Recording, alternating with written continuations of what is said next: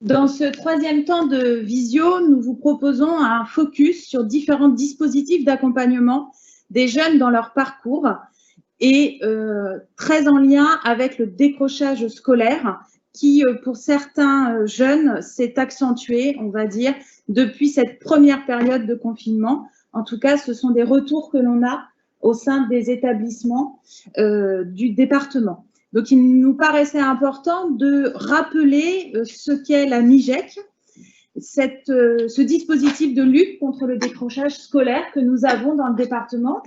Et puis, un deuxième temps sur la journée de la persévérance scolaire, qui est un dispositif qui a été mis en place l'année dernière pour mettre en valeur les différentes actions menées au sein de la Bretagne.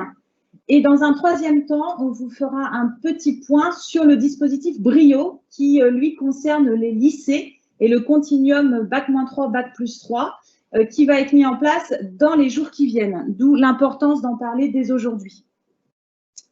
Alors, la MIGEC, mission d'insertion des jeunes de l'enseignement catholique, connue donc sous le nom de MIGEC, est présente sur tout le département des Côtes-d'Armor. C'est un dispositif qui est, pour mémoire, reconnu par le rectorat, puisqu'il s'inscrit dans le cadre de la mission de lutte du décrochage scolaire. Et chaque établissement est invité à y participer. Ça fait suite à une loi qui date de 93, qui dit que tout jeune qui sort du système éducatif doit pouvoir trouver une solution, qu'elle soit une poursuite d'études ou une solution professionnalisante, donc une insertion en filière professionnelle ou dans le monde professionnel lui-même. Alors, les missions de la MIGEC, on peut distinguer deux grandes missions, celle de l'accueil et celle de l'accompagnement. La MIGEC, à l'origine, était un dispositif pour pallier au décrochage scolaire. Aujourd'hui, avec plusieurs années de recul, on a un dispositif qui travaille en amont du décrochage scolaire et qui permet d'apporter des solutions, ou en tout cas d'accompagner des jeunes qui seraient susceptibles de décrocher. La tranche d'âge officielle est de 16 à 25 ans pour des jeunes qui sont sortis de nos établissements depuis moins d'un an et qui se retrouvent sans solution ou qui décrochent et se déscolarisent. Et puis, on ouvre aussi la MIGEC à l'ensemble des élèves collèges et lycées, voire enseignement supérieur. Aussi, nous les accueillons là à la demande des établissements, donc à votre demande en tant que chef d'établissement ou référent MIGEC, référent décrochage dans vos établissements. Et nous accompagnons des élèves qui sont en risque de rupture de scolarité. Donc, on est sur un phénomène plus de prévention aujourd'hui et c'est tout l'intérêt du dispositif. 4 actions majeures que nous menons: informer, proposer, coordonner, assurer. L'objectif est vraiment de s'adresser à l'ensemble des jeunes sans solution pendant l'année scolaire ou en dehors de cette année scolaire, jusqu'à, comme je disais, 1 an après être sortis de nos établissements. Les jeunes concernés sont issus des filières générales, technologiques et professionnelles. La MIGEC s'adresse à tous. N'importe quel élève, quel que soit son parcours, peut en bénéficier. Proposer, bien évidemment, des ateliers qui vont permettre de préparer, d'anticiper à la fois une orientation personnelle, parce qu'il peut y avoir un décrochage lié à de la phobie scolaire, par exemple, ou une orientation professionnelle. Un jeune qui décroche parce qu'il n'arrive pas à trouver sa voie. Ce sont des choses que l'on connaît.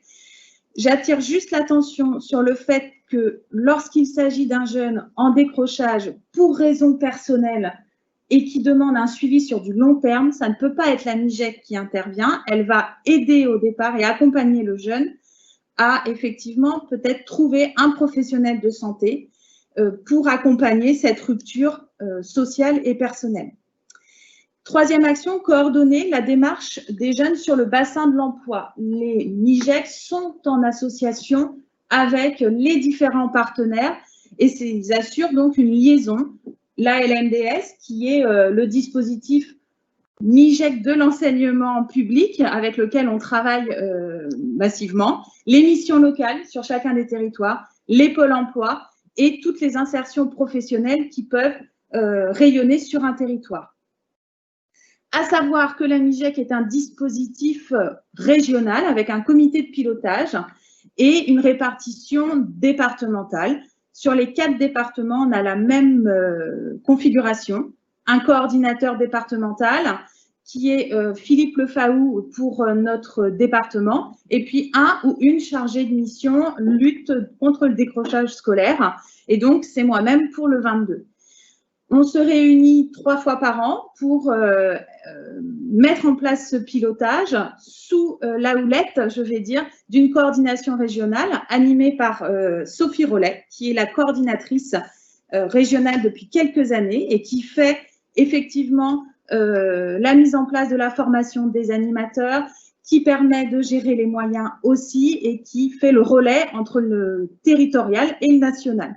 Et puis, l'ensemble de cette coordination est piloté par un directeur diocésain référent nommé par le CAEC. Et depuis 2 ans, c'est M. Pelé.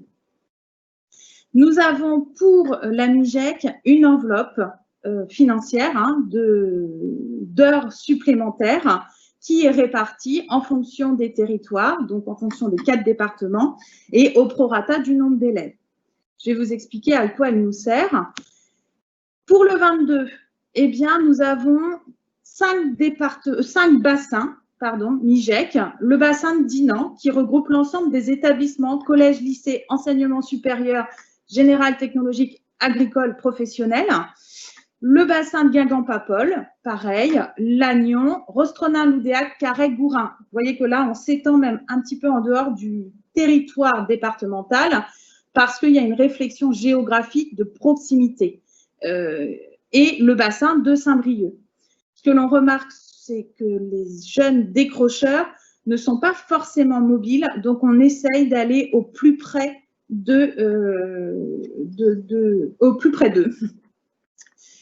Ensuite, nous avons une répartition par bassin avec un chef d'établissement coordinateur.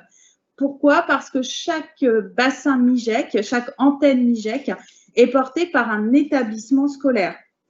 Donc, vous avez à côté de chaque bassin le nom de l'établissement scolaire qui porte la MIGEC, mais la MIGEC sur un bassin est bien à disposition de l'ensemble des établissements. À ce bassin, eh bien, il y a un animateur, et là encore, vous avez le nom et les visages de nos animateurs MIGEC qui, dans leur emploi du temps, ont une décharge pour animer justement leur bassin MIGEC, et c'est pour ça qu'on parle d'animateurs. C'est eux qui vont être l'acteur principal et le référent de lutte contre le décrochage scolaire au sein du bassin concerné.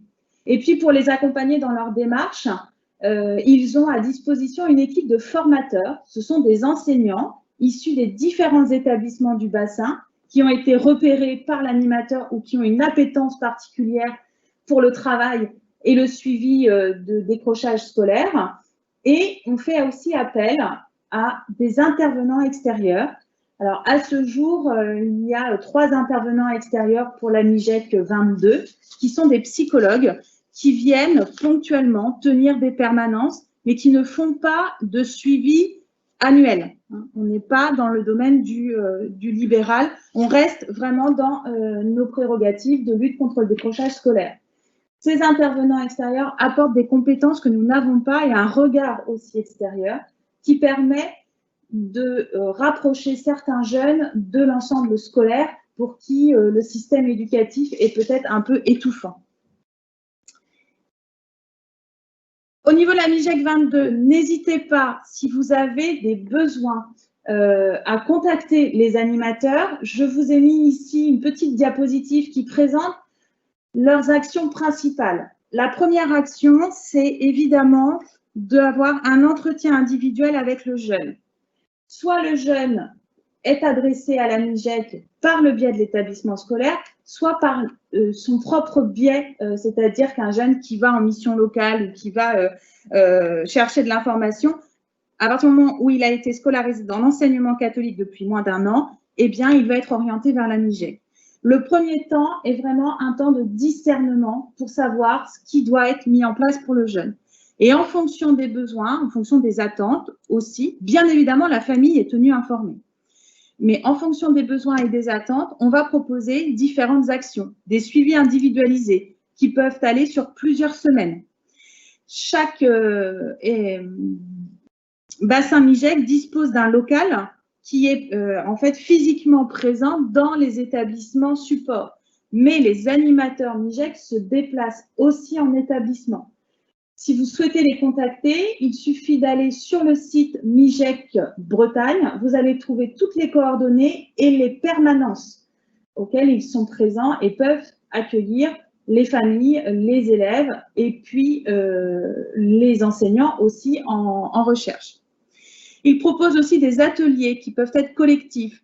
Je pense par exemple à l'atelier sur la posture pour rechercher un stage, écrire un CV, une lettre de motivation. Pour animer ces ateliers, ils font appel aux formateurs, donc à des enseignants aussi. Ils peuvent aussi aider les jeunes à chercher des stages et ils effectuent un suivi de stage. Ça peut être un stage d'observation, ça peut être un stage d'immersion. La durée peut être plus ou moins importante, mais ça ne peut pas se faire sans le concours de l'établissement de scolarisation du jeune, pour un jeune qui est scolarisé. On peut aussi accompagner à la certification. Alors, ce sont des cas plus particuliers, mais je pense notamment des collégiens qui sont en décrochage scolaire, en cours de 3e, et qui sont en attente d'une formation à la rentrée suivante.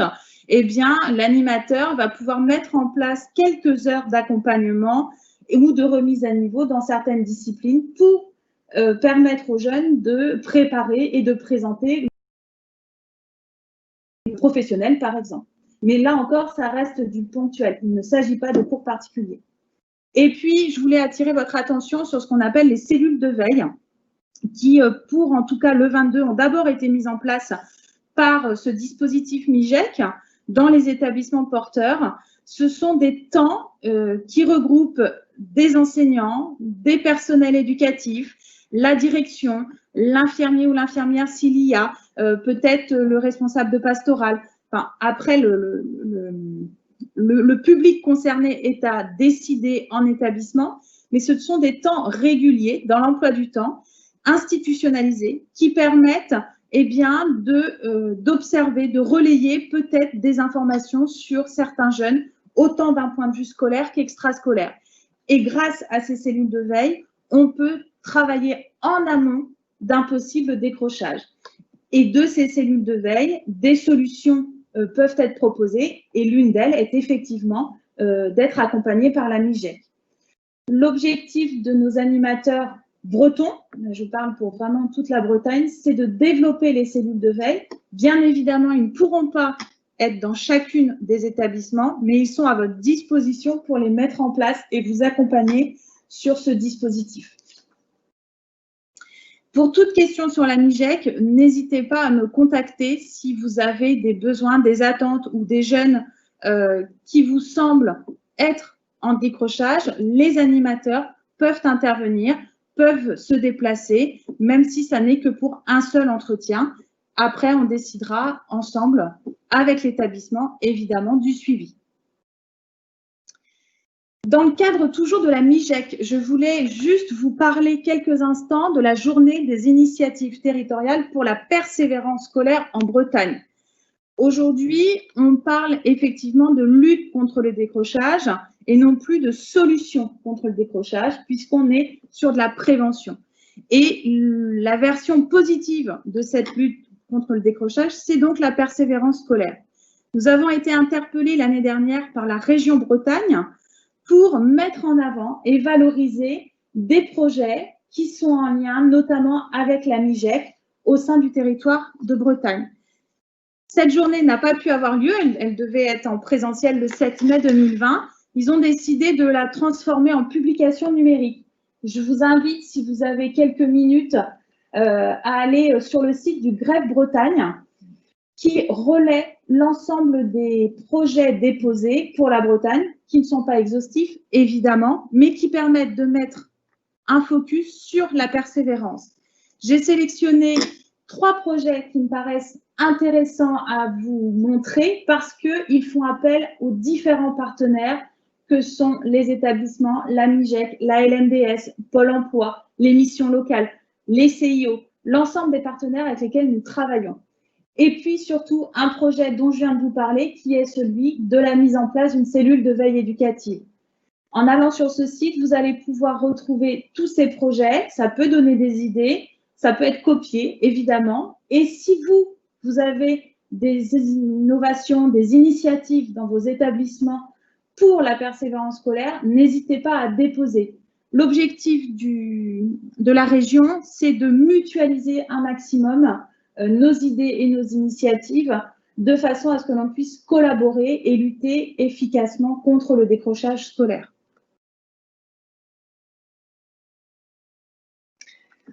Voilà. Alors, concernant le projet Brio, Bretagne Réussite Information Orientation, ce projet fait suite à un appel à projet au niveau national auquel a répondu la région Bretagne en partenariat avec différents partenaires. Voilà, et nous allons vous présenter ce projet dont vous avez peut-être déjà entendu parler. Donc, il s'inscrit pleinement dans le plan gouvernemental d'investissement d'avenir. Voilà, les éléments de contexte sont qu'effectivement, au niveau académique, les différents partenaires ont perçu l'importance de fédérer l'ensemble des acteurs à l'échelle d'un territoire, et c'est ce qui a donné ce projet qui est construit et qui s'intitule Bretagne Réussite Information Orientation.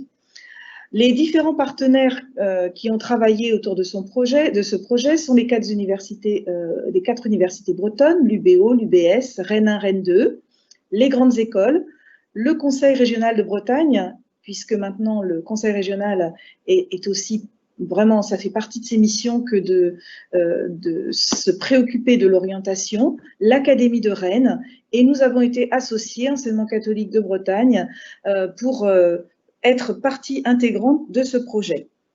Dans ce projet, l'objectif est de développer une plateforme numérique qui recense l'ensemble de l'offre d'enseignement supérieur breton et de former les lycéens et les étudiants bretons aux compétences à s'orienter dans une perspective d'orientation tout au long de la vie. La cible étant effectivement prioritairement les lycéens et les élèves en L1.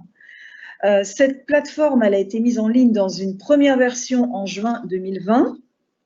Cette plateforme s'appelle IDEO, on y reviendra peut-être tout à l'heure.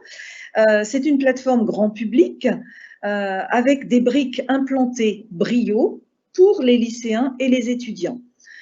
Ce projet va être mené dans une temporalité de 10 années. Voilà, un projet qui est financé à hauteur de 5,6 millions d'euros par l'État, et donc effectivement qui va avoir comme objectif de développer autour de 3 axes différentes modalités. Premier axe, développer des compétences à s'orienter tout au long de la vie pour les lycéens et leur permettre de se projeter dans un parcours d'études, en favorisant la mobilité et l'expérience directe du lycéen, en leur proposant des modules d'offres d'immersion, en favorisant une démarche réflexive et le travail sur les compétences également, en leur proposant des outils de connaissance de soi, puisque toutes les briques qui existent déjà dans les outils de l'ONICEP seront accessibles à partir de cette plateforme unique Région Académie.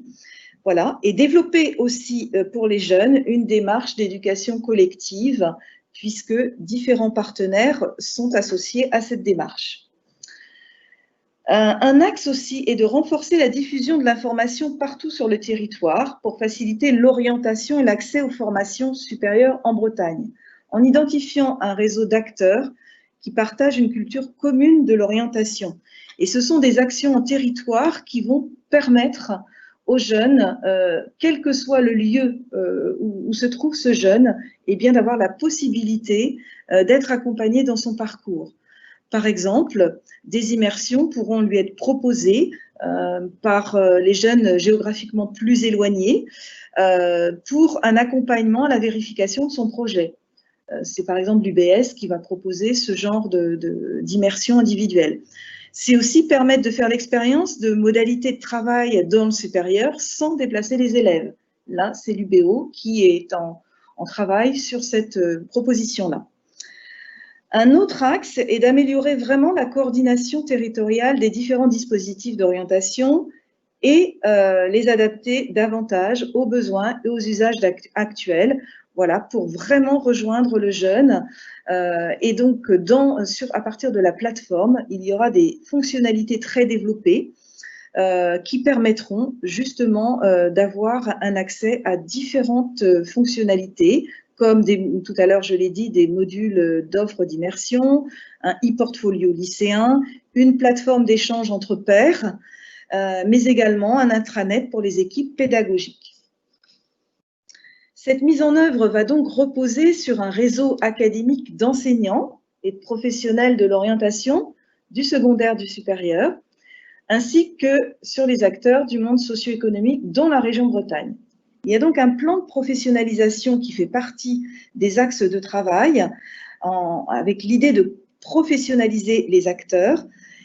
Et donc, il va nous falloir identifier des référents continuum lycée, enseignement supérieur.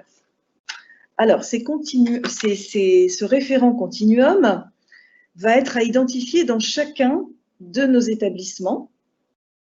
Ce sont des personnes qui, déjà, dans vos établissements, ont le souci, portent le projet d'accompagner les jeunes, d'animer avec les professeurs principaux l'accompagnement à l'orientation. Donc, ce sont des personnes qui font déjà ce travail dans vos établissements, qui pourraient être repérées au niveau académique et avoir une mission de référent continuum lycée enseignement supérieur, une mission qui sera écrite à partir d'une lettre de mission, au même titre qu'un référent culture ou un référent RUPN, une lettre de mission qui les engage effectivement à participer tout d'abord au réseau des référents qui seront identifiés, que ce soit dans le public ou dans le privé, qui sont des référents qui sont déjà en lien avec l'enseignement supérieur de par les différents liens qu'ils ont tissés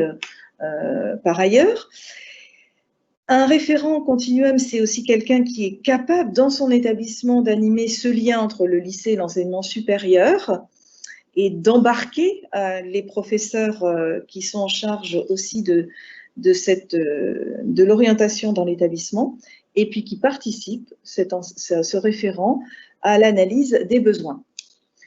Alors, ces référents BRIO vont être accompagnés.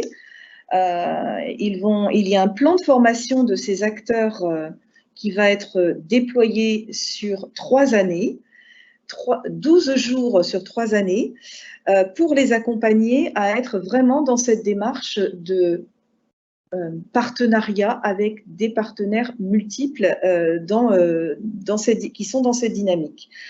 Alors, le démarrage de la formation il se fait normalement en décembre, mais il y aura une possibilité pour l'enseignement catholique de démarrer cette formation au mois de janvier. Donc, pour ce faire, nous avons besoin de connaître dans chacun de vos établissements le nom du référent que vous allez identifier et nous allons vous faire parvenir. Alors, vous avez le lien qui apparaît sur cette diapositive, petite enquête qui vous demande le nom du référent que vous identifiez.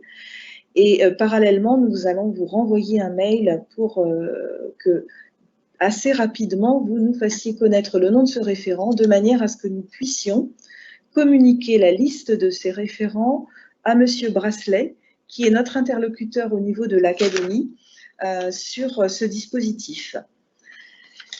Voilà. Évidemment, nous restons à votre disposition pour répondre à toutes vos questions, puisque nous vous avons envoyé un petit lien et nous vous donnons rendez-vous à 11h15 en visio cette fois-ci, si vous avez des questions et si vous souhaitez échanger avec nous sur l'un des sujets que nous avons présentés ce matin ou toute autre question que vous auriez envie de nous partager. voilà, nous espérons vraiment que ces quelques webinaires que nous avons testés auprès de vous, voilà, c'est pas forcément parfait, mais en tout cas, nous avons eu le souhait de rejoindre au mieux vos préoccupations du moment. En tout cas, n'hésitez pas à nous faire part de vos remarques pour que nous puissions aussi nous améliorer. Voilà, et puis on espère vraiment que la prochaine AP, eh bien, on vous réunira en présentiel et qu'on aura un temps de partage en direct.